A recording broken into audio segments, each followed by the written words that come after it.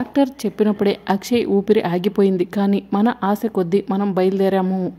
చూద్దాం బావా, అమ్మవారు నా ప్రాణాలు కూడా బలి కోరుతుందో లేకపోతే అక్షయ్ ప్రాణాలు తిరిగి ఇస్తుందో అని అవని శ్రీకర్కి చెప్పి ఏడుస్తూ ఉంటుంది. ఇంకా అవని ఏడ్చుకుంటూ అమ్మవారికి పాట పాడుతూ అమ్మవారి ముందు ఉన్న పూలన్నీ కూడా అమ్మవారి మీదకు విసిరేస్తూ ఉంటుంది. ఇక అలా అవని అమ్మవారికి పూజ చేస్తూ పాట పాడుతూ అలిసిపోయి కింద పడిపోతుంది. అప్పుడు శ్రీకర్ అవని దగ్గరికి వెళ్ళి అవని అని చెప్పి అవనిని గట్టిగా పట్టుకుని ఏడుస్తూ ఉంటాడు. ఇక అవని శ్రీకర్ ఒకరికొకరు పట్టుకుని అక్షయ చనిపోయిందని చెప్పి ఏడుస్తూ ఉంటారు. ఇక అప్పుడే ఆకాశంలో అద్భుతం జరుగుతుంది. గంటలు మోగుతుంటాయి.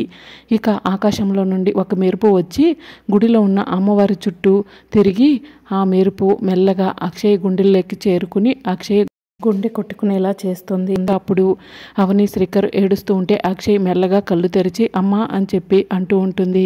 ఇక అవని శ్రీకర్ అక్షయ్ దగ్గరకు పరిగెత్తుకుంటూ వెళ్ళి అవని అక్షయ అక్షయ అని చెప్పి అక్షయ మొహమంతా కూడా ముద్దులు పెడుతూ ఉంటారు. నాకు ఏమైంది, నేను ఇక్కడ ఎందుకున్నాను అని అక్షయ అవని శ్రీకర్ని అడుగుతూ ఉంటుంది.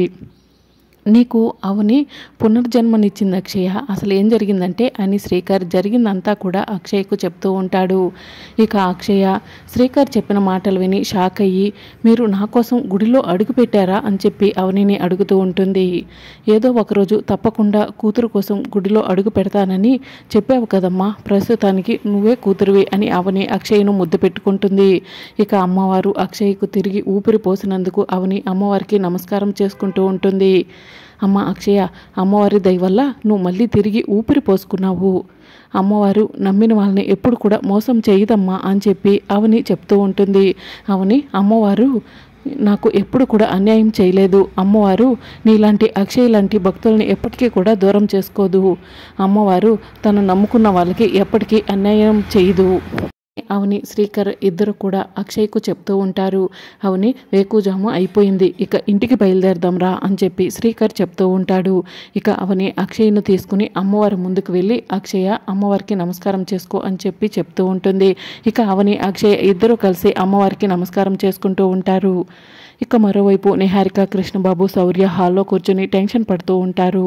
బంగారం, నా ఎడమ కన్ను అదురుతుంది, ఏం చెడు జరుగుతుందోనని భయంగా ఉంది అని కృష్ణబాబు నిహారికకు చెప్తూ ఉంటాడు. నువ్వేం కంగారు పడి నన్ను కంగారు పెట్టాల్సిన అవసరం ఏం లేదు, ఈ పాటికి అది చచ్చే ఉంటుంది, మనం శుభవార్త వింటాము అని నిహారిక చెప్తూ ఉంటుంది. అప్పుడే రాధాకృష్ణ లావణ్య నిహారిక కృష్ణబాబు దగ్గరకు వచ్చి మేము బయటికి వెళ్తున్నాం, మీరు కూడా వస్తారా అని చెప్పి అడుగుతుంటారు. మాకు పనుంది, మీరు వెళ్ళండి అని చెప్పి నిహారిక చెప్తూ ఉంటుంది. మీకేం పనులు ఉన్నాయిరా అని చెప్పి రాధాకృష్ణ అడుగుతూ ఉంటాడు. ఏవో పర్సనల్స్ ఉంటాయి కదా అని చెప్పి కృష్ణబాబు చెప్తూ ఉంటాడు. ఇక అప్పుడే వేదవతి ప్రసాదరావు హాల్లోకి వస్తారు. రాత్రి నుంచి అవని శ్రీకర్ కనిపించట్లేదు, ఎక్కడికి వెళ్ళారో మీకేమైనా తెలుసా అని చెప్పి అడుగుతుంటారు. తెలీదు అని చెప్పి కృష్ణబాబు చెప్తూ ఉంటాడు. వసంత వసంత, శ్రీకర్ వాళ్ళు కనిపించట్లేదు, ఫోన్ చేస్తే కలవట్లేదు, ఎక్కడికైనా వెళ్ళారా, నీకేమైనా చెప్పారా అని చెప్పి ప్రసాదరావు వసంతను అడుగుతుంటారు. ఇక అప్పుడే అక్షయ్ కూడా కనిపించట్లేదు మామయ్య గారు అని చెప్పి పెద్దరాజు చెప్తూ ఉంటాడు. శ్రీకర్ వాళ్ళు ఎక్కడికి వెళ్ళినట్టు అని ప్రసాదరావు ఆలోచిస్తూ ఉంటాడు. ఇక అప్పుడే శ్రీకర్ వచ్చేసాం నాన్న అని చెప్పి చెప్తూ ఉంటాడు. అవని రండి అని చెప్పి శ్రీకర్ పిలుస్తూ ఉంటాడు. ఇక అవని అక్షయ్ను తీసుకుని లోపలికి వస్తుంది. అక్షయ్ తలకు కట్టు ఉండటం చూసిన వేదవతి అక్షయ్కి ఏమైంది అని చెప్పి అడుగుతూ ఉంటుంది. ఏమైందిరా చెప్పరేంటి, అక్షయ్ తలకు ఎందుకు కట్టుకట్టారు అని ప్రసాదరావు అడుగుతుంటాడు. 1-2 నిమిషాలు ఆగండి, మీ అందరి ప్రశ్నలకు సమాధానం చెప్తాను అని చెప్పి అవని బయటికి వెళ్ళి కాళ్ళు కడుక్కుంటుంది. ఇక ఇదంతా వేదవతి వాళ్ళంతా కూడా చూస్తూ ఉంటారు. ఇక అవని కాళ్ళు కడుక్కుని తులసి కోటకు నమస్కారం చేసుకుని తులసి కోట చుట్టూ ప్రదక్షిణలు చేస్తూ ఉంటుంది. ఇదంతా చూస్తున్న కుటుంబ సభ్యులు షాక్ అవుతారు. అవని తులసి కోటకు మొక్కుతుంది, ఇది నిజమా అండి అని చెప్పి లావణ్య రాధాకృష్ణను అడుగుతూ ఉంటుంది. నిజమే అని చెప్పి రాధాకృష్ణ చెప్తూ ఉంటాడు. ఇక అవని అలా తులసి కోటకు ప్రదక్షిణలు చేసి తులసి కోటకు నమస్కారం చేసుకుని లోపలికి వచ్చి అమ్మవారి పూజ మందిరంలోకి అడుగు పెడుతుంది. అమ్మవారి పూజ మందిరంలో ఉన్న కుంకుమ పెట్టుకుని అమ్మవారి ముందు దీపం పెడుతుంది. ఏమండి, అవని పూజ మందిరంలో అడుగు పెట్టి అమ్మవారి ముందు దీపం పెడుతుంది, నిజమా అని చెప్పి లావణ్య అడుగుతూ ఉంటుంది. నిజమే లావణ్య అని చెప్పి రాధాకృష్ణ చెప్తూ ఉంటాడు. 5 సంవత్సరాల కిందట ఇదే పూజా మందిరం ముందు ఎంత రచ్చ జరిగిందో ఒక్కసారి అందరూ గుర్తు చేసుకోండి అని చెప్పి లావణ్య చెప్తూ ఉంటుంది. ఇక నీ మొహం చూడను, నీ పూజా మందిరంలో అడుగు పెట్టను అని అవని అమ్మవారితో శబ్దం చేసిన విషయాన్ని అందరూ కూడా గుర్తు చేసుకుంటూ ఉంటారు. ఇక అవని అమ్మవారి దగ్గర దీపం పెట్టి నువ్వు నీ మాట నిలబెట్టుకున్నావు, నేను నా మాట నిలబెట్టుకుంటాను అని చెప్పి అమ్మవారి దగ్గర నుంచి కుంకుమ తీసుకుని బయటకు వస్తుంది. అందరూ కూడా చాలా సంతోషంగా అవని వైపు చూస్తూ ఉంటారు. అమ్మ అవని, నువ్వు పూజా మందిరంలోకి అడుగుపెట్టిన సందర్భంగా నేను విజల్ వేయకుండా ఉండలేవునమ్మా అని చెప్పి పెద్దరాజు చెప్తూ ఉంటాడు. ఎవరేమన్నా అనుకోని బావా, నువ్వు వెయ్యి అని చెప్పి శ్రీకర్ చెప్పడంతో పెద్దరాజు విజిల్ వేస్తాడు. అవని, ఇది నాకు కూడా కొత్తగా ఉంది అని చెప్పి శ్రీకర్ చెప్తూ ఉంటాడు. నువ్వు పూజా మందిరంలోకి వెళ్ళి అడుగు పెట్టడం ఒక అద్భుతంలా ఉంది అవని అని చెప్పి పెద్దరాజు చెప్తూ ఉంటాడు. ఇక అవని అమ్మవారి దగ్గర కుంకుమని అక్షయ్ నుదుటి పెట్టి నీకు ఎలాంటి హాని జరగదమ్మా అని చెప్పి అక్షయ్కు చెప్తూ ఉంటుంది. అవని, ఈ 5 సంవత్సరాల నుంచి నీకు ఎన్నోసార్లు అమ్మవారి ముందు దీపం పెట్టమని కోరాను, ఎప్పుడు కూడా దీపం పెట్టడానికి ఒప్పుకోలేదు. నువ్వు అమ్మవారికి దీపం పెట్టినందుకు నాకు సంతోషంగా ఉందమ్మా అని వేదవతి చెప్తూ ఉంటుంది. గతంలో ఒక బాధాకరమైన సంఘటన వల్ల అమ్మవారికి నువ్వు దూరం అయ్యావు, మళ్ళీ ఇప్పుడు అమ్మవారికి దగ్గర అవ్వటానికి అంతా మంచి విషయం ఏం జరిగిందమ్మా అని చెప్పి ప్రసాదరావు అవనిని అడుగుతుంటాడు. ఏం జరిగిందో నేను చెప్తాను నాన్న అని చెప్పి శ్రీకర్ చెప్తూ ఉంటాడు. మేము పాపను వెతుక్కుంటూ వెళ్తూ ఉంటే అక్షయ్కు యాక్సిడెంట్ అయి కనిపించింది. అక్షయ్ ప్రాణాలు పోయాయని చెప్పి డాక్టర్ కూడా చెప్పింది. మేమే ఏదో ఒక ఆశతో అమ్మవారి గుడికి తీసుకెళ్ళి అమ్మవారి ముందు పడుకోబెట్టాము. అవని రాత్రంతా కూడా కఠినంగా దీక్ష చేసింది, మొక్కులు మొక్కింది, మొక్కులు పూర్తి చేసింది. అందుకు అమ్మవారు అక్షయ్ను తిరిగి ఇచ్చింది అని చెప్పి శ్రీకర్ వేదవతి కుటుంబం అందరికీ చెప్తూ ఉంటాడు. ఇక అలా అక్షయ్ను గుడి నుంచి హాస్పిటల్కి తీసుకెళ్ళి కట్టించుకుని తీసుకొచ్చాం నాన్న అని చెప్పి శ్రీకర్ చెప్తూ ఉంటాడు. మంచి జరిగినప్పుడు అమ్మవారిని మొక్కడం, చెడు జరిగినప్పుడు దూషించడం ఇది మానవ నైజం అమ్మ అని ప్రసాదరావు చెప్తూ ఉంటాడు. అవని, నువ్వు కోరుకున్నట్టుగానే అక్షయ్ ప్రాణాలు నిలబడ్డాయి. నీ కూతురు గురించి కూడా మొక్కుకో, తప్పకుండా నీ కూతురు నీ దగ్గరకు వస్తుంది అని చెప్పి వేదవతి అవనికి చెప్తూ ఉంటుంది. అవని ఇలా చేసినందుకు మీ అందరికీ సంతోషంగా ఉందేమో కానీ నాకు మండిపోతుంది అని లావణ్య చెప్తూ ఉంటుంది. ఎందుకమ్మా అని వేదవతి అడుగుతూ ఉంటుంది.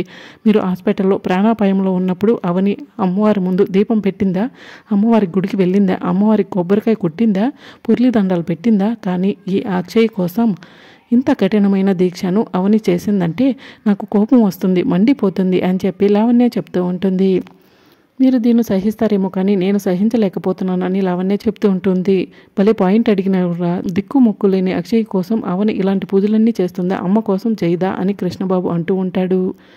ఇంట్లో వాళ్ళకన్నా అక్షయ్ ముఖ్యమా, అక్షయ్ కోసమే ఇదంతా చేసిందా అని చెప్పి నిహారిక అడుగుతూ ఉంటుంది.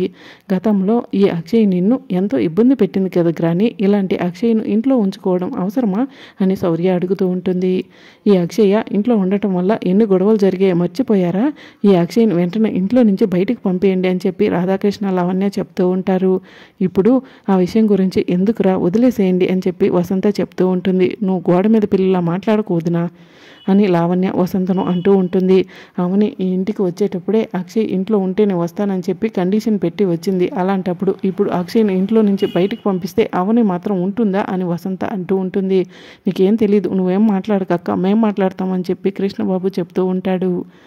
ఒరే కాస్త అందరూ కూడా ఓపిక చేసుకోండిరా, పిచుకు మీద బ్రహ్మాస్త్రం ఎందుకురా అని చెప్పి పెద్దరాజు అంటూ ఉంటాడు. మీరెవరు కూడా మాట్లాడకండి బావా అని చెప్పి కృష్ణబాబు అంటూ ఉంటారు. మీరందరూ ఇక మాట్లాడడం ఆఫ్ చేస్తారా, అక్షయ్ ఈ పరిస్థితికి రావడానికి కారణం ఎవరో తెలుసా, శౌర్య అని చెప్పి అవని అంటూ ఉంటుంది. మధ్యలో శౌర్యం చేసిందమ్మా, అందరూ అక్షయ్ని అంటున్నారని నువ్వు శౌర్యని అంటున్నావా అని ప్రసాదరావు అంటూ ఉంటాడు. అక్షయ్ను ప్రతిసారి నీకు తల్లిదండ్రులు లేరు, అనాథవి, నువ్వు ఈ ఇంట్లో పని మనిషిలా ఉంటున్నావు అని చెప్పి అవమానిస్తూ ఉండటం వల్ల అక్షయ్ ఆలోచనలతోనే రోడ్డు మీద నడుచు వెళ్తూ ఉంటే అక్షయ్కు యాక్సిడెంట్ జరిగింది అని అవన్నీ చెప్తూ ఉంటుంది. ఇదేం బాలేదు పిన్ని, నన్ను అనటము, నేను అయినా లేనివేమన్నా అన్నానా ఏంటి, ఉన్నవే కదా అన్నాను అని చెప్పి శౌర్య అవనికి చెప్తూ ఉంటుంది. మేడం, నా గురించి గొడవ పడకండి అని అక్షయ్ చెప్తూ ఉంటుంది. నువ్వు ఆగమ్మ, నీ విషయంలో వీళ్ళందరికీ అడ్డుపడటం అలవాటైపోయింది. అక్షయ్ని స్కూల్లో జాయిన్ చేస్తామంటే అడ్డుపడ్డారు, అక్షయ్కు ఏం చేస్తామన్నా అడ్డుపడుతున్నారు. అక్షయ్ అసలు ఏం తప్పు చేసిందని శ్రీకర్ వేదవతి కుటుంబాన్ని నిలదీస్తూ ఉంటాడు. మరి రాబోయే ఎపిసోడ్లో ఏం జరుగుతుందో తెలుసుకోవాలనుకుంటున్నారు అయితే ఛానల్ సబ్స్క్రైబ్ చేసుకోండి.